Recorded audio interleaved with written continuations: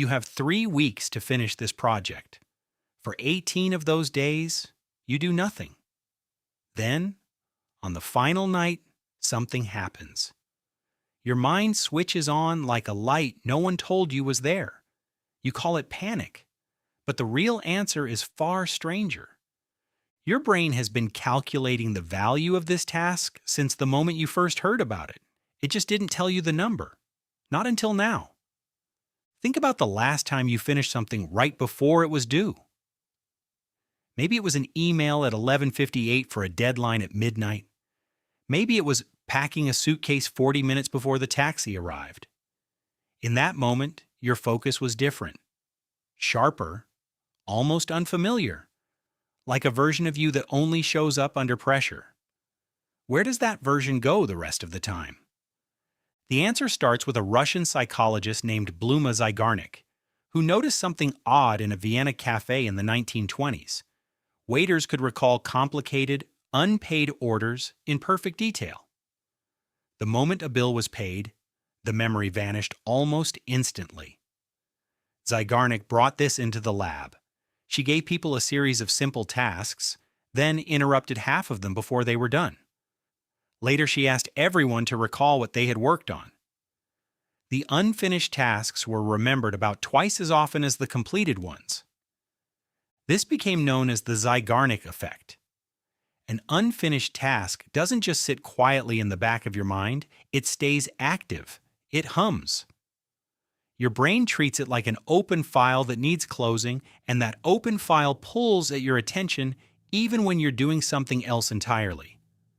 A deadline doesn't create this tension. It just tightens it, second by second, until the hum becomes impossible to ignore.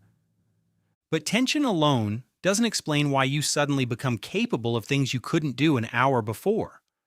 For that, you need to go back further to 1908 and two researchers named Robert Yerkes and John Dodson. They ran mice through a maze and gave them small electric shocks for wrong turns. At low shock intensity, the mice were sluggish and made mistakes. As the intensity increased, performance improved. The mice learned faster and moved with more purpose, but only up to a point. Push the shocks too far, and performance collapsed. The mice froze, overwhelmed, unable to think clearly at all. What they mapped became the Yerkes-Dodson law. It shows that performance rises with arousal, that internal sense of alertness and urgency, but only until arousal tips into overload. There's a sweet spot in the middle where stress sharpens the mind instead of shutting it down. A deadline, especially one closing in fast, pushes your nervous system directly into that middle zone. Your heart rate rises. Your senses narrow. For a short window, your brain is operating exactly where it performs best. Underneath that shift is a small cluster of neurons deep in your brainstem called the locus coeruleus. When it activates, it releases a chemical called norepinephrine across your brain. And in the right amount, that chemical does something specific. It sharpens the connections in your prefrontal cortex, the region behind your forehead responsible for planning, focus, and decision-making.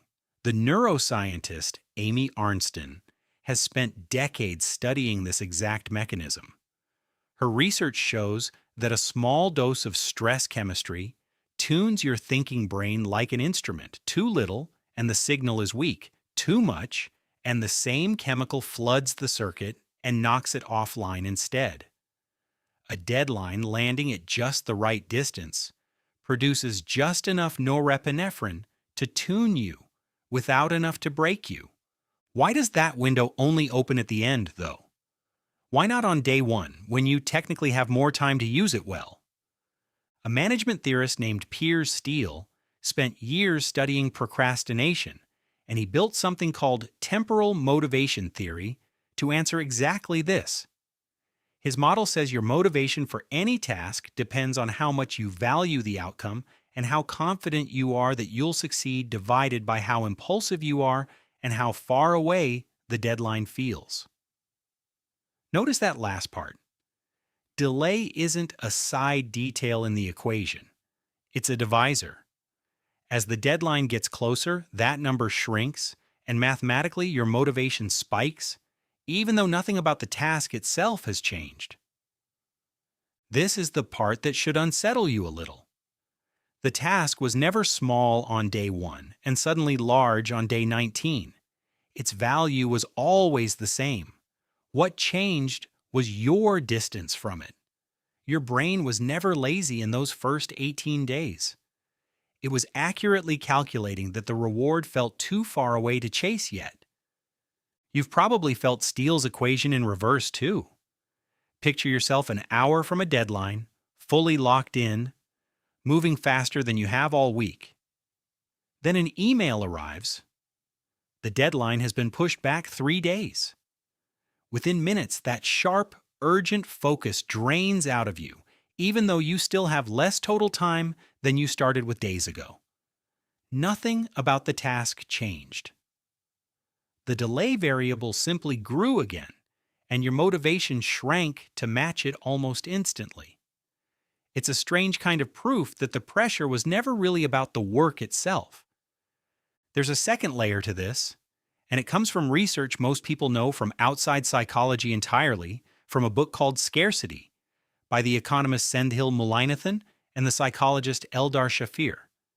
They studied how people behave when something they need feels limited, whether that's money, food, or time. What they found is a phenomenon they called tunneling. When a resource feels scarce, your attention narrows around it almost by force. Everything outside the tunnel starts to blur. A closing deadline does this to your sense of time. Other tasks lose their pull. Your phone stops feeling interesting. The room around you fades into background noise, and the only thing that stays sharp is the thing that's almost due. Think of the last time you sprinted through an airport toward a gate that was about to close. In that moment, you weren't thinking about your inbox, your grocery list, or the argument you had that morning. None of it existed. There was only the gate, the clock, and your legs moving faster than you planned. That is tunneling in its purest form, and a deadline on your desk produces the same narrowing, just quieter and slower. This is not you finally getting disciplined. This is your attention being physically redirected by scarcity itself. So here's the strange part. That burst of last-minute focus you've come to rely on isn't a reward for waiting. It's a side effect of 3 separate systems firing at once. An unfinished task humming in the background thanks to the Zeigarnik effect. A nervous system pushed into its performance sweet spot by rising arousal the way Yerkes and Dodson first mapped. And a mind narrowing its entire field of attention because time itself has become scarce. None of that requires willpower. It's closer to a reflex. Which raises an uncomfortable question. If your brain only fully engages once a deadline is close enough to feel real, what happens to everything in your life that doesn't have a deadline attached to it? Think about the goals with no due date. Getting in better shape, calling someone you've been meaning to call, starting the project you keep saying you'll start soon. These sit in a strange kind of limbo. They're important, sometimes more important than anything on your calendar, but they never trigger the countdown. Without an endpoint pressing in, the delay in Piers-Steele's equation stays large, and the motivation it produces stays small, no matter how much you genuinely care about the outcome. This is why people quietly borrow deadlines from other parts of their life. A birthday becomes a deadline for changing a habit. A wedding becomes a deadline for a diet. A new year becomes a deadline for practically everything at once. None of these dates are functionally different from a work deadline inside your nervous system. They just give your brain a number to count down from, a fixed point that turns a vague hope into something urgent enough to act on. You can see this pattern everywhere once you know what you're looking for. Gym memberships spike in the first 2 weeks of January and quietly empty out by February. Not because motivation runs out, but because The artificial deadline of a new year has already passed its psychological peak. Students report writing more pages in the final 6 hours before a submission than in the 2 weeks before that. Apartments get deep cleaned in the hour before guests arrive, not the day before, even when the plan was always to clean early. In every one of these cases, the task itself didn't become more urgent overnight. The felt distance to the deadline simply collapsed, and your brain's internal math updated instantly to match it. It also explains something that feels backwards at first. Long deadlines don't always help you. In studies on time pressure and productivity, tasks with far-off due dates are frequently pushed aside in favor of anything with a closer one, even smaller, less important tasks. Your brain isn't choosing badly here. It's following the same delay-based math every time, prioritizing whatever feels closest, not whatever matters most. The size of the pressure you feel doesn't map into the size of the task. It maps onto the size of the gap between now and the due date. Notice this the next time a deadline is bearing down on you, and ask what's actually happening underneath the panic. It's not a character flaw showing up late to save you. It's Zeigarnik's open loop tightening. It's your arousal climbing toward the point Yerkes and Dodson mapped over a century ago. It's Steele's equation solving itself in real time as delay shrinks toward zero. It's your attention tunneling exactly the way Melanchthon and Shafir described, cutting away everything that isn't the task in front of you. None of this means you're broken for needing pressure to move. It means your mind is running exactly the way minds run, weighing distance and urgency the same way it has likely done since long before deadlines, spreadsheets, or calendars existed. Somewhere in your evolutionary past, that same distance-based math decided whether a threat was close enough to act on or far enough to ignore. Your brain never fully retired that system.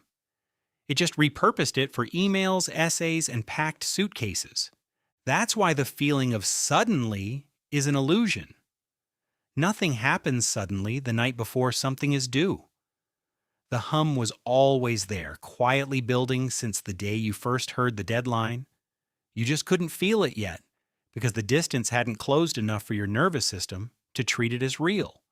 The countdown was never really about the clock on the wall. It was always about how close something has to get before your brain agrees it's finally worth reacting to. You still have 3 weeks left in most of what you're avoiding right now. You just can't feel it yet. Not until the distance closes enough for your mind to notice it was there all along.